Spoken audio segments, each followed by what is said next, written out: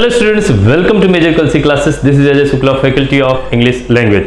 Students, आज के इस मॉडल पेपर पे हम बहुत ही इंपॉर्टेंट और रेलेवेंट क्वेश्चंस को लेके आए हैं जो आपके आने वाले एनडीए के एग्जाम में बिल्कुल रामबाण साबित होने वाले हैं। अगर आप चाहते हैं कि आने वाले एनडीए के एग्जाम को क्रैक करना तो इन क्वेश्चंस को सॉल्व करना बिल्कुल न भूलें। तो आइए बिना समय को वेस्ट करते हुए शुरू करते हैं।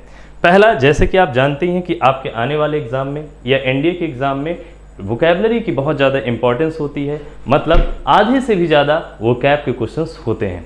तो एक एक करके क्वेश्चंस को सॉल्व करते हैं। पहला क्वेश्चन कह रहा है कंसेंसस। इसके 4 ऑप्शंस हैं। पहला है एग्रीमेंट, दूसरा है रिफ्यूज़ल, तीसरा है डिसयूनिटी और चौथा है रेनोवेट। समझते हैं कि कंसेंसस का मतलब क्या होता है। अगर हम बात करते हैं कंसेंसस का तो इसका मतलब होता है एकॉर्ड। एकॉर्ड का मतलब होता है समझौता या करार या एग्रीमेंट के अर्थ में हम यूज करते हैं। जैसा कि आप समझ चुके होंगे कि पहले वाले का ऑप्शन ए होगा। रिफ्यूजल का मतलब होता है इनकार करना। रेनोवेट का मतलब होता है किसी चीज को रिन्यू करना, मतलब फिर से नया करना या पुनः जान डाल देना। डिसयूनिटी का मतलब होता है फूट या अलगाव के अर्थ में यूज करते हैं। सिनोनिम की बात कर रहा है तो इसलिए कंसेंसस का सही ऑप्शन ए वाला होगा। क्वेश्चन नंबर 2 की बात करते हैं। क्या आपने भी देखा है भारतीय सेना में जाने का सपना? मेजर कलसी क्लासेस करेगा आपके ऐसे हर सपने को साकार। जुड़िए हमारे ऑफलाइन क्लासरूम प्रोग्राम के साथ, जहां आपको मिलेगा एक्सपर्ट फैकल्टी टीम का guidance, best defence oriented books, बेहतरीन physical training, doubt counter facilities, special current affair की क्लासेस और मंथली यूनिट टेस्ट। आज ही लीजिए डायरेक्ट एडमिशन और पाएं 2000 का कैशबैक। अधिक जानकारी के लिए हमें कॉल करें 9696330033 पर और विजिट करें www.majorkalsiclasses.com पर। जय हिंद। अब यहाँ पे लिखा है लेथल। लेथल का मतलब होता है प्राणघातक, यानी हम एक प्रकार से डेडली के अर्थ में यूज करते हैं। इसके ऑप्शंस क्या हैं? स्ट्रेंज है, डेडली है। तो जैसा कि हमने बताया प्राणघातक या आप डेथ से संबंधित हो तो उसके अर्थ में हम डेडली का यूज करते हैं या लेथल बोलेंगे। ड्रेडी की बात करते हैं तो डिप्रेस्ड के अर्थ में यूज करते हैं। बहुत ज़्यादा परेशान हो, अगर उदास हो तो ऐसी स्थिति में हम ड्रेडी का यूज करते हैं। ड्रेडफुल का मतलब होता है टेरेबल, यानी डरावना या भयानक के अर्थ में यूज किया जाएगा। तो सही ऑप्शन इसका बी माना जाएगा। अगले क्वेश्चन की ओर मूव करते हैं। क्वेश्चन नंबर 3 कह रहा है।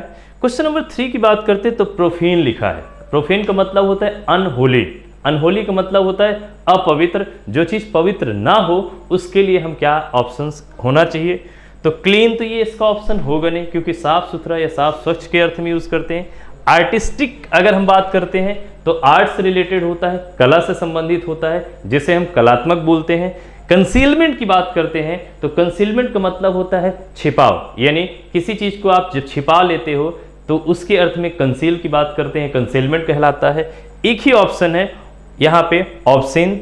ऑब्सीन का मतलब होता है अश्लील के अर्थ में, गंदे के अर्थ में ऑब्सीन का हम यूज करते हैं। तो प्रोफेन का सही ऑप्शन जो होगा वो डी वाला होगा। नेक्स्ट क्वेश्चन की ओर मूव करते हैं। इंडिफरेंट की अगर हम बात करते हैं तो इंडिफरेंट का मतलब होता है एक प्रकार से उदासीन की जो स्थिति होती है, मतलब बहुत ज़्यादा अगर कोई व्यक्ति उदासीन स्थिति में है, किसी चीज़ के प्रति कोई प्रतिक्रिया नहीं दिखाता है, उदासीनता को प्रकट करता है, तो ऐसी स्थिति में हम इंडिफरेंट को बोलते हैं। अनलॉफुल का मतलब लॉ के विरुद्ध हो, जो चीज़ लॉ के खिलाफ हो, जो कानून होते हैं उसके खिलाफ होता है, तो उसी को बोलते हैं अनलॉफुल। आप देखते हो ना, अनलॉफुल एक्टिविटीज़ बोलते हो, मतलब जो कानून के सम्मत ना हो, गैर कानूनी हो, इलीगल हो, उसी को हम बोलते हैं अनलॉफुल। ब्लडी आप समझ ही रहे हो, तो इसको बताने की ज़्यादा मतलब नहीं निकल रहा है। इसका इंडिफरेंट की बात करते हैं। इम्पोर्टेबल मतलब इम्पोर्ट से बना है। इम्पोर्टेबल बोलते हो तो इम्पोर्ट से बना होता है, तो इसका मतलब होता है आयात करने योग्य, जो चीज़ आयात करती है। तो एक्सपोर्ट इम्पोर्ट समझ रहे होगे। तो इसका इंडिफरेंट का सही ऑप्शन जो होगा वो अपैथेटिक बोलोगे, यानी अपैथेटिक मतलब उदासीनता की दशा को हम डिनोट करेंगे या उदासीन कहेंगे। इंडिफरेंट का सही ऑप्शन होगा डी वाला। अब लिखा है जाइगांटिक। इसके ऑप्शन हैं वीक, फ्रेजाइल, स्लाइट, टाइनी। अब जैसे ही हम बात करते हैं जाइगांटिक, तो जाइगांटिक का मतलब होता है एनॉर्मस, बहुत ज़्यादा, बहुत लंबा चौड़ा या बड़े के अर्थ में हम यूज़ करते हैं जाइगांटिक। वीक की बात करते हैं तो कमज़ोर होगा। फ्रेजाइल का मतलब होता है जिसको आसानी से तोड़ा जा सके, क्षणभंगुर जो जिसको बोलते हैं, तो आसानी से टूट जाए जो, उसी को बोलते हैं फ्रेजाइल। टाइनी का मतलब होता है छोटा और स्लाइट का मतलब होता है लिटिल। अगर हम बात करते हैं जाइगांटिक, तो जाइगांटिक का मतलब होता है जब इनॉर्मस, तो इसका जस्ट अपोजिट होगा टाइनी, ठीक है, मतलब छोटे के अर्थ में यूज करेंगे। अब यहाँ पे इंडाइट है। अब इंडाइट का मतलब क्या होता है, एक्चुअल में होता है दोषारोपण करना, यानी किसी पे आरोप जब हम लगाते हैं तो आरोप लगाने के अर्थ में हम इंडाइट का यूज करते हैं। एडवाइस, सलाह देना। अच्छा, यहाँ पे सी यहाँ पे एस लगा है तो वर्ब की तरह यूज होता है जब सी लग जाए एडवाइस में, तो इसको भी आप जानते रहिए, ये नाउन की तरह, तो जब सी लग के आएगा सीई तो नाउन की तरह काम करेगा, एस ई लग के आएगा तो वर्ब की तरह यूज किया जाता है। सपोर्ट, सहयोग के अर्थ में। इम्प्रूव, सुधारने के लिए हम यूज करते हैं। एक्सोनरेट का मतलब होता है एक्विट कर देना। एब्सॉल्व जिसे बोलते हो, दोष मुक्त कर देना, जिसपे अगर चार्ज से आप किसी व्यक्ति को अगर आरोप लगाया गया है तो उस आरोप से जब आप किसी को बरी कर देते हो, मुक्त कर देते हो, तो एक्सोनरेट कहलाता है। एक तरफ दोषारोपण करना और एक तरफ दोष मुक्त करना। तो अगर सही ऑप्शन की बात करोगे तो 6 का सी वाला परफेक्ट आंसर माना जाएगा। इसकी बात करते हैं नेडियर। अब नेडियर की बात करते हैं तो नेडियर का मतलब होता क्या है उसको समझते हैं। अगर हम बात करते हैं नेडियर तो इसका मतलब सबसे जो निम्न होता है, बिंदु होता है, उसी के लिए हम बोलते हैं नेडियर। और तो एक प्रकार से समझ सकते हैं एंटी क्लाइमैक्स, यानी एंटी क्लाइमैक्स के हम समझ सकते हैं। क्लाइमैक्स का मतलब होता है शिखर, यानी चरम बिंदु जिसे बोलते हो क्लाइमैक्स, और उसी का जस्ट अपोजिट हो जाएगा एंटी क्लाइमैक्स। तो यहाँ पे नेडियर लिखा है तो आप समझ ही गए होंगे, मॉडर्निटी, आधुनिकता। यहाँ पे जेनिथ है, जेनिथ ही इसका सही ऑप्शन माना जाएगा। जेनिथ मतलब हम कह सकते हैं जो शीर्ष बिंदु होता है, यह सबसे टॉप पॉइंट जिसे बोलते हो उसी को जेनिथ बोलते हैं। प्रोग्रेस, यहाँ पे उन्नति हो रही है। लिबर्टी, स्वतंत्रता या आज़ादी की बात हो रही है। तो अब इसमें सबसे ऑप्शन सही बेटर होगा, नेडियर का ऑप्शन बी माना जाएगा। अगला लिखा है ट्रिवियल। ट्रिवियल का मतलब होता है तुच्छ, जैसे आप बहुत तुच्छ, छोटे के अर्थ में बहुत एक प्रकार से ऐसे कह सकते हो कि जो तुच्छ बातें हों, मतलब जिनका कोई लॉजिक ना हो, जिनका कोई मतलब ना हो, उसके लिए हम ट्रिवियल की बात करते हैं। तो आप समझ ही रहे होगे इसका अपोजिट क्या होगा। पेरुलस होगा नहीं, पेरुलस का मतलब होता है हार्मफुल के अर्थ में यूज करते हैं, खतरनाक के अर्थ में हम यूज करते हैं, तो ये पेरुलस होगा नहीं। फ्राइवुलस की बात करते हैं तो जब बोलेंगे फ्राइवुलस तो फ्राइवुलस का मतलब भी होता है तुच्छ, या एक प्रकार से कह सकते हैं कि इसका ये सिनोनिम हो जाएगा। लेकिन बात हो रही है एंटोनिम की, तो एंटोनिम हमें परफेक्ट चूज करना होगा। वेटी मतलब हैवी की बात हो रही है, भारी भरकम की बात हो रही है, तो एक ही ऑप्शन इसमें बचता है जो इसकी रिक्वायरमेंट को फुलफिल कर रहा है, वो है सी वाला। अगर ट्रिवियल लिखा है तो इसका तुच्छ है, तो इसका महत्वपूर्ण माना जाएगा। इडियम्स की बात करते हैं तो पहला कह रहा है कि, यानी 9 नंबर कह रहा है कि to keep one's head. To keep बनाए रखना, वंस हेड। अब देखो यहां पे क्या है, अपना बैलेंस बनाए रखना। बैलेंस का मतलब होता है एक ऐसी सिचुएशन जिसमें आप कहीं ना कहीं साइलेंट रहते हो, आप कहीं ना कहीं काम कंडीशन को डिनोट करते हो, तो ऐसी स्थिति को हम बोलेंगे टू कीप वंस हेड। अब देखते हैं इसको क्या हो रहा है। कह रहा है कि to be agile and active, बहुत एक्टिव होना, फुर्तीला होना नहीं। टू कीप काम, यही होगा, मतलब शांत रहना। शांत रहने की कंडीशन को हम बोलेंगे टू कीप वंस हेड। अगला कह रहा है टू थिंक कोहेरेंटली और नन ऑफ दिस। तो इसका अगर सही ऑप्शन की हम बात करते हैं तो 9 का बी ऑप्शन परफेक्ट माना जाएगा। क्वेश्चन नंबर 9 की ओर मूव करते हैं। 10 की बात करते हैं तो कह रहा है कि to keep the ball rolling. अब देखो टू कीप बनाए रखना, बॉल रोलिंग, तो रोलिंग का मतलब समझ ही रहे हो, अगर बॉल है तो है ना मूवमेंट कर रही है, तो इसका मतलब टू कंटिन्यू के सेंस में हम यूज कर सकते हैं। कोई प्रोजेक्ट है, कोई काम है जो जारी हो, उसमें किसी भी प्रकार का रुकावट ना हो, तो ऐसी स्थिति को हम डिनोट करेंगे to keep the ball rolling. Option क्या है, to earn more and more, बहुत ज़्यादा पैसा कमाना या अर्न करना। टू वर्क कॉन्स्टेंटली, लगातार काम करना, या to keep the conversation going, यानी वार्तालाप जारी रखना, या to make the best use of, किसी भी चीज़ का बेहतर प्रयोग करना। हमने कहा था किसी चीज़ को, कार्य को जारी रखने के अंश में या टू कंटिन्यू के अर्थ में यूज़ करेंगे, तो आप समझ रहे होंगे टू वर्क कॉन्स्टेंटली के सेंस में हम यूज़ करते हैं। तो इसका सही ऑप्शन होगा बी। अगला देखते हैं। अब कह रहा है कि to put the cart, cart का मतलब होता है एक गाड़ी, आप समझ सकते हो, व्हीकल के सेंस में हम कोरिलेट कर सकते हैं। तो कह रहा है कि to put the cart before the horse. अब देखो, अगर आप घोड़ा गाड़ी से आप इसको समझ लीजिए, कह रहे टू पुट रखना, कार्ट गाड़ी किसके सामने, यानी किसके पहले या किसके आगे, तो कह रहा है कि हॉर्स के आगे। अब अगर घोड़ा गाड़ी की आप बात करते हो तो कहीं ना कहीं पहले घोड़ा चलता है, उसके बाद गाड़ी को आप मूव करते हो, यानी गाड़ी पीछे होती है, घोड़ा आगे होता है। तो यहाँ पे कह रहा है कि to put the cart before the horse. अब गाड़ी को आप घोड़े के आगे अगर कर दे रहे हो तो ऑर्डर क्या होगा, गलत हो जाएगा। तो कहने का मतलब है कि कोई कार्य है अगर आप उल्टे तरीके से करते हो, सही क्रम में नहीं करते हो, उसी के लिए मैं ये केवल तरीका बताया हूं ताकि आप याद कर सकें, इसको कनेक्ट कर सकें। तो कनेक्ट करने का मैं केवल लिंक बता रहा था कि कैसे आप इसको कनेक्टिविटी बना सकते हैं। तो अगर किसी भी चीज़ को गलत तरीके से आप अरेंज करते हो, जो एक नेचुरल ऑर्डर है किसी काम को करने का, अगर वो ऑर्डर ही चेंज कर देते हो तो उसी स्थिति को बोलेंगे to put the cart before the horse. तो आप समझ ही गए होंगे कौन सा ऑप्शन होगा। To offer a person what he can not eat, यानी कुछ चीज़ आप किसी व्यक्ति को ऑफर करते हो जो वो खा ही नहीं सकता है, नहीं। To force a person to do something, किसी व्यक्ति को फोर्स करना, दबाव देना किसी कार्य को करने के लिए।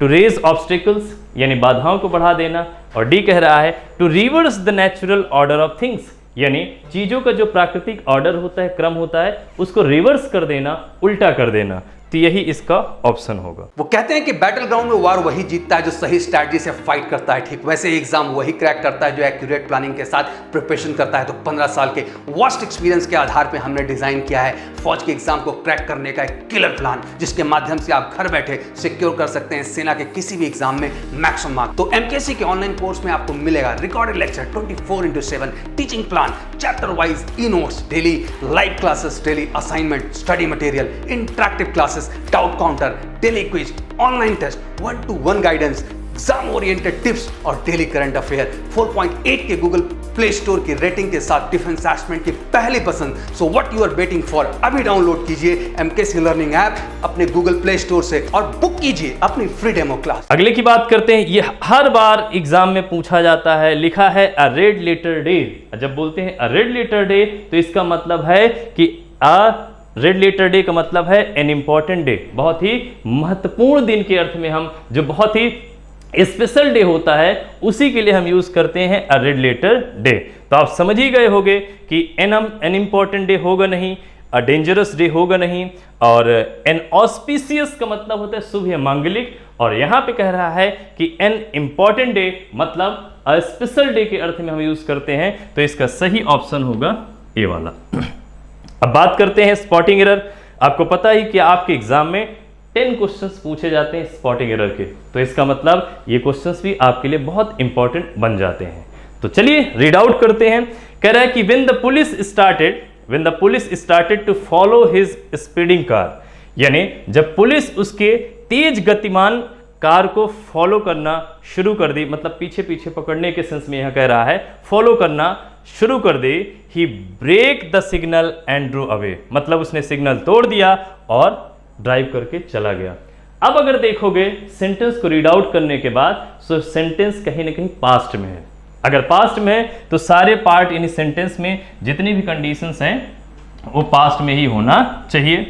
तो यहाँ पे देख सकते हैं व्हेन द पुलिस स्टार्टेड, पहला ये पास्ट में लिखा है, फिर उसके बाद भी देखो ड्राइव का लिखा है ड्रो, तो मतलब यहाँ पे ब्रेक नहीं होगा, बल्कि आप समझ चुके होंगे ब्रेक के स्थान पे ब्रोक का यूज किया जाएगा। तो ब्रेक नहीं होगा, ब्रोक होगा। तो गलती किस में है, तो आप पाओगे सी वाले में है। अगले क्वेश्चन की ओर मूव करते हैं। कह रहा है कि I doubt that he was there because I saw him with a few friends, मतलब मुझे संदेह है कि वो वहाँ था क्योंकि मैंने उसे कुछ फ्रेंड्स के साथ देखा था उसके नज़दीक के पीवीआर में, जिसका प्रिया थिएटर ओनली 2 आवर्स एगो, यानी नज़दीक के थिएटर में देखा गया था। प्रिया थिएटर है 2 घंटे पहले, उसको बारे में बता रहा है। तो चलिए समझाते हैं। किसी भी सेंटेंस में अगर आप डाउट की बात करते हो, मान लीजिए आपने डाउट देखा, और या फिर डाउटफुल की बात करते हो, ठीक है। अगर डाउट या डाउटफुल की चर्चा होती है तो ऐसी स्थिति में इसके साथ 2 कंडीशन बनती है, या तो इफ या वेदर की कंडीशन बनेगी, और उसके साथ साथ दूसरी कंडीशन दैट की भी बन जाती है। अब ऐसे समझ लीजिए कि इफ या वेदर तब यूज करते हैं जब सेंटेंस अफर्मेटिव हो, मतलब पॉजिटिव सेंटेंस होता है तो हम डाउट या डाउटफुल के साथ, ये डाउटफुल के साथ कनेक्टिव के रूप में या तो इफ यूज करेंगे या तो वेदर। अगर सेंटेंस निगेटिव है या इंटरोगेटिव है तो ऐसी स्थिति में हम दैट को यूज करेंगे। सेंटेंस को रीड आउट करने के बाद आप समझ सकते हो कि यहाँ पे दैट नहीं आएगा बल्कि इफ या वेदर का यूज होगा, तो यहाँ पे ए वाला करेक्ट हो जाएगा। अगले की ओर मूव करते हैं। कह रहा है कि the man who was blind with the left eye, मतलब जो व्यक्ति जो लेफ्ट आई से अंधा था, used to be my fast friend, मेरा बहुत ही घनिष्ठ मित्र हुआ करता था, in my school days, school के दिनों में, मेरे स्कूल के दिनों में, but today we are not so close, लेकिन आज हम बहुत ज़्यादा करीब नहीं हैं। अच्छा, इसको अगर समझाते हैं, द मैन आया है तो कनेक्टिव यहाँ पे हुआ है, कोई दिक्कत नहीं। यहाँ पे वॉज आया है, इसके लिए भी कोई दिक्कत नहीं। यहाँ पे ब्लाइंड की कंडीशन आती है, तो ध्यान दीजिएगा, ब्लाइंड के साथ हम ऑफ का यूज़ करते हैं, अब ब्लाइंड के साथ हम टू का भी यूज़ करते हैं। जब ब्लाइंड के साथ हम ऑफ का यूज़ करते हैं तो रियल में कोई व्यक्ति अंधा होता है तो उसके लिए हम ब्लाइंड के साथ ऑफ का यूज़ करते हैं। अगर इग्नोरेंट के सेंस में यूज़ करते हैं तो ब्लाइंड के साथ टू आता है। सेंटेंस में वास्तव में बात कर रहा है रियल में अंधे होने की, तो इसलिए विद नहीं होगा बल्कि विद के स्थान पे आप ऑफ का यूज़ करोगे। गलती किस में है तो ए वाले पार्ट में माना जाएगा। आइए नेक्स्ट क्वेश्चन की ओर मूव करते हैं। क्वेश्चन नंबर 16 की बात करें तो कह रहा है कि he was fortunately not there at the time of the accident. आप कह रहा है कि भाग्यवश एक्सीडेंट के समय वो वहां नहीं था। अब इसको समझते हैं। ही वॉज फॉर्चुनेटली, तो एक बात ध्यान दीजिएगा, कुछ वर्ड्स होते हैं जैसे फॉर्चुनेटली बोलते हो, अनफॉर्चुनेटली बोलते हो, लकली बोलते हो, नेचुरली बोलते हो। एक्चुअल में ये जो वर्ड्स होते हैं वो एडवर्ब के अंतर्गत कंसीडर किए जाते हैं और ये पूरे सेंटेंस को ही क्वालिफाई कर देते हैं। और अगर पूरे सेंटेंस को क्वालिफाई करते हैं तो इनका जो पोजीशन होता है सेंटेंस में वो स्टार्टिंग में कर दिया जाता है। मतलब कि ये जो फॉर्चुनेटली है उसको आप सेंटेंस की शुरुआत में यूज करोगे, तो आप बोलोगे fortunately he was not there at the time of the accident, तो इसीलिए इसका जो पोजीशन है वो गलत है, इसकी पोजीशन ही के पहले होना चाहिए। तो जो गलती है वो ए पार्ट में मानी जाएगी। उन्हीं क्वेश्चंस को डाला गया है इसमें जो वास्तव में बहुत हेल्पफुल हैं और 100% उनके आने की संभावना है। मैं ये नहीं कह रहा हूँ कि सेम क्वेश्चन आ जाएंगे, लेकिन रूल्स जो बता रहा हूँ उनकी प्रोबेबिलिटी सबसे ज़्यादा है, वो श्योरली आपके एग्जाम में पूछे जाएंगे। तो इनको बिल्कुल सॉल्व करें और देखें। कह रहा है कि in science the credit goes to a man, मतलब विज्ञान में क्रेडिट जो है उस व्यक्ति को जाता है जो विश्व को कन्विंस करता है, not to the man to whom the idea first occurs, मतलब उस व्यक्ति को नहीं जाता है जिसको पहले आइडिया आता है। अगर आप देखोगे तो कह रहा है कि in science the credit goes to a man लिखा है, बल्कि यहाँ पे उस व्यक्ति को डिफाइन कर रहा है, डेफिनेट कर रहा है, जो क्रेडिट उसी व्यक्ति को जाता है जो विश्व को कन्विंस करता है, लोगों को कन्विंस कर लेता है, उसी को क्रेडिट जाता है विज्ञान के क्षेत्र में। तो मतलब कहीं ना कहीं डेफिनेट कंडीशन आ रही है। हाँ, डेफिनेट कंडीशन आ रही है।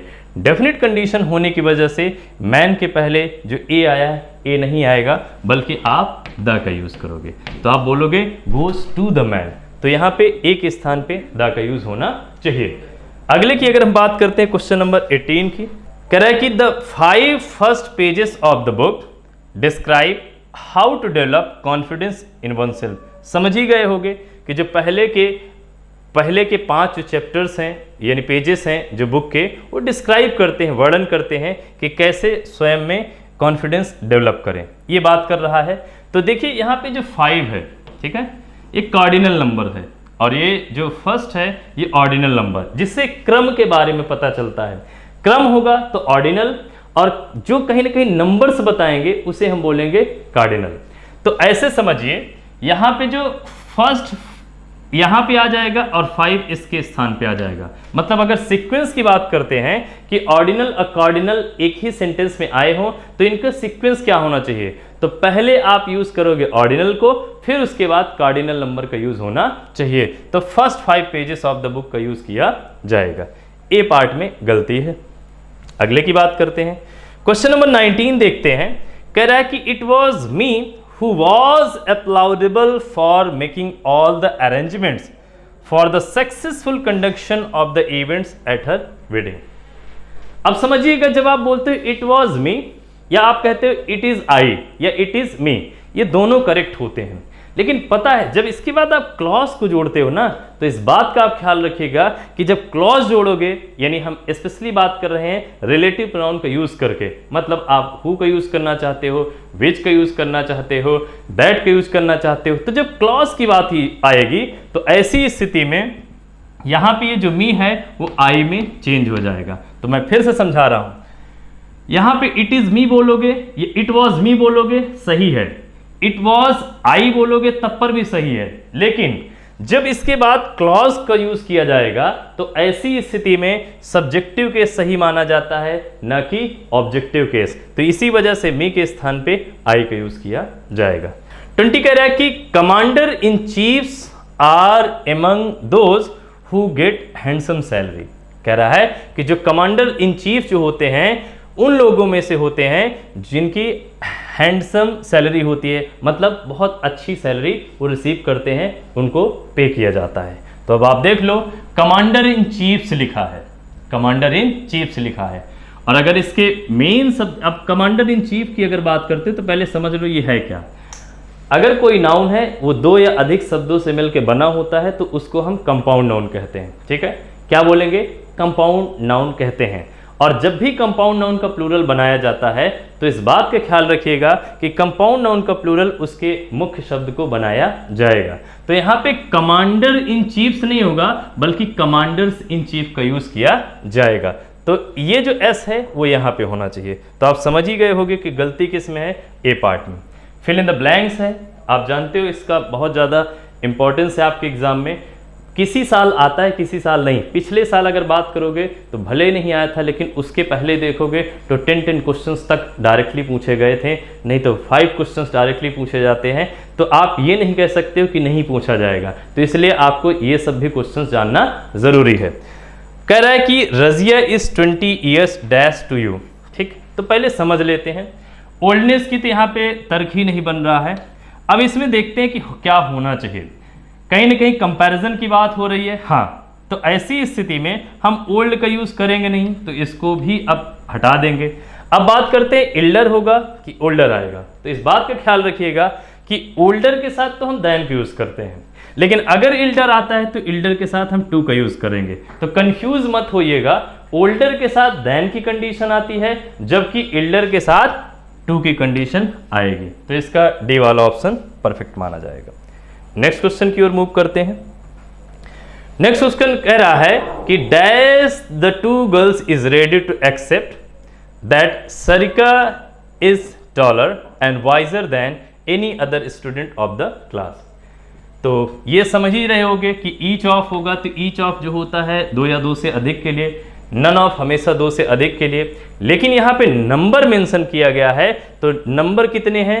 2 हैं। तो जब बात करते हैं दोनों में से कोई नहीं के लिए, तो ऐसी स्थिति में नीदर के ऑप्शन को हम चूज करेंगे। तो हम बोलेंगे neither of the 2 girls is ready to accept, मतलब दोनों में से कोई भी गर्ल्स रेडी नहीं है स्वीकार करने के लिए। तो आगे का पार्ट आप समझ ही रहे हैं। अगले की अगर हम बात करते हैं क्वेश्चन नंबर 23 की, he has no affection dash anybody including the members of his own family. Affection का मतलब है लगाव, प्रेम, स्नेह।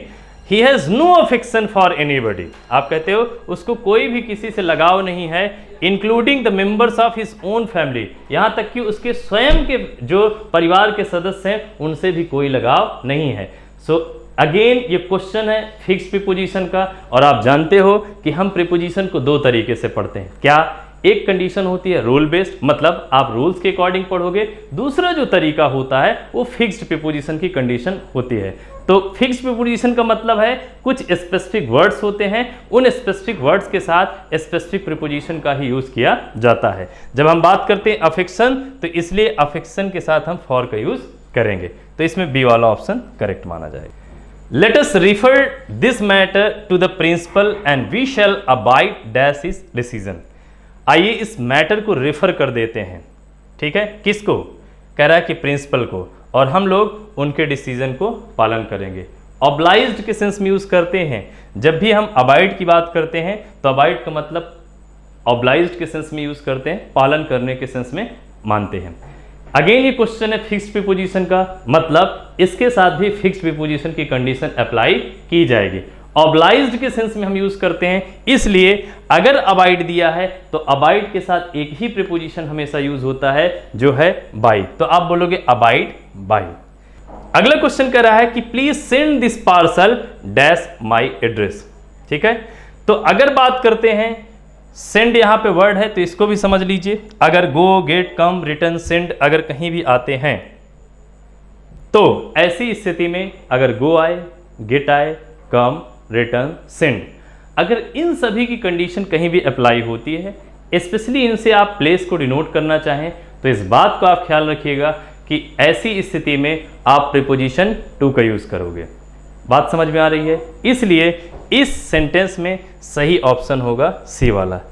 तो यही 25 क्वेश्चंस थे, बिल्कुल आप सॉल्व करिएगा, 2 बार सॉल्व करिएगा। इसी तरीके के क्वेश्चंस पूछे जाते हैं। आशा करता हूं आपको सारे कॉन्सेप्ट क्लियर हुए होंगे। तो आज के लिए इतना ही। Thank you so much and जय हिंद। आपकी बेस्ट फ्रेंड किताबें होती हैं जो आपका करियर बनाती हैं और आपके ड्रीम्स को पूरा करती हैं। इसलिए मेजर कल सी क्लासेस लेकर आया है रक्षा क्षेत्र के सभी परीक्षाओं की संपूर्ण तैयारी के लिए एमकेसी पब्लिकेशन की तरफ से बेस्ट स्टडी मटेरियल, जो कि सेना द्वारा प्रेस्क्राइब्ड लेटेस्ट पैटर्न पर आधारित हैं, जिसमें आपको मिलेगा आसान भाषा में explanation, chapter wise question paper और ढेर सारे क्वेश्चन के कलेक्शंस, ढेर सारे शॉर्टकट और ट्रिक के साथ साथ क्वेश्चन को इजी, मीडियम और हार्ड लेवल में बांटा गया है। लास्ट 5 ईयर के क्वेश्चन को चैप्टर और टॉपिक वाइज मेंशन किया गया है, जो कि आपके 100% सफलता को सुनिश्चित करेंगे। तो देर किस बात की, तो आज ही ऑर्डर कीजिए अपनी डिफेंस प्रिपरेशन की बुक dlp.majorkalsiclasses.com से और कॉल कीजिए 9696330033 पर।